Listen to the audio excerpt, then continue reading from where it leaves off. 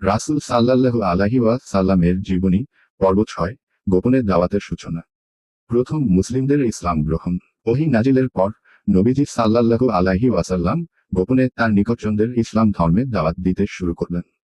প্রথম যারা ইসলাম গ্রহণ করেন: ১. খাদিজা রাদিয়াল্লাহু, প্রথম নারী মুসলিম। ২. আলী ইবন আবু তালিব রাদিয়াল্লাহু আনহু, নবীজির চাচাতো ভাই, প্রথম কিশোর। ৩.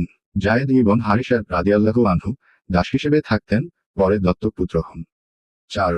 আবু বকর রাদিয়াল্লাহু আনহু, প্রথম প্রাপ্তবয়স্ক পুরুষ, যিনি পরে অনেক লোককে ইসলাম গ্রহণে উৎসাহিত করেন। গোপনে দাওয়াত চালানো। নবীজি সাল্লাল্লাহু আলাইহি ওয়াসাল্লাম ৩ বছর পর্যন্ত গোপনে দাওয়াত দিয়েছেন। তিনি নির্ভরযোগ্য ও বিশ্বস্ত হিসেবে পরিচিত ছিলেন, তাই লোকেরা তার কথায় মনোযোগ দিত।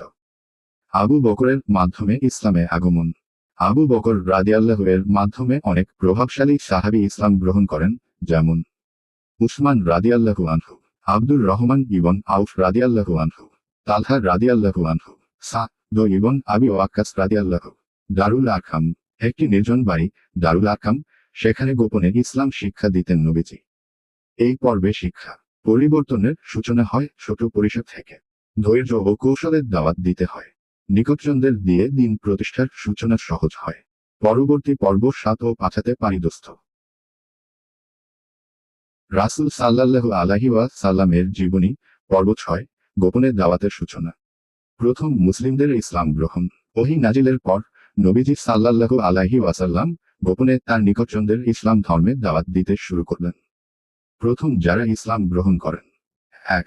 খাদিজা রাদিয়াল্লাহু, প্রথম নারী মুসলিম। ২. আলী ইবন আবু তালিব রাদিয়াল্লাহু আনহু, নবীজির চাচাতো ভাই, প্রথম কিশোর। ৩. যায়েদ ইবন হারিসা রাদিয়াল্লাহু আনহু, দাস হিসেবে থাকতেন, পরে দত্তক পুত্র হন। ৪. আবু বকর রাদিয়াল্লাহু আনহু, প্রথম প্রাপ্তবয়স্ক পুরুষ, যিনি পরে অনেক লোককে ইসলাম গ্রহণে উৎসাহিত করেন। গোপনে দাওয়াত চালানো। নবীজি সাল্লাল্লাহু আলাইহি ওয়াসাল্লাম ৩ বছর পর্যন্ত গোপনে দাওয়াত দিয়েছেন। তিনি নির্ভরযোগ্য ও বিশ্বস্ত হিসেবে পরিচিত ছিলেন, তাই লোকেরা তার কথায় মনোযোগ দিত। আবু বকরের মাধ্যমে ইসলামে আগমন। আবু বকর রাদিয়াল্লাহু এর মাধ্যমে অনেক প্রভাবশালী সাহাবী ইসলাম গ্রহণ করেন, যেমন উসমান রাদিয়াল্লাহু আনহু, আব্দুর রহমান ইবন আউফ রাদিয়াল্লাহু আনহু, তালহা রাদিয়াল্লাহু আনহু, সা'দ ইবন আবি ওয়াক্কাস রাদিয়াল্লাহু। দারুল আরকাম। একটি নির্জন বাড়ি, দারুল আরকাম, সেখানে গোপনে ইসলাম শিক্ষা দিতেন নবীজি।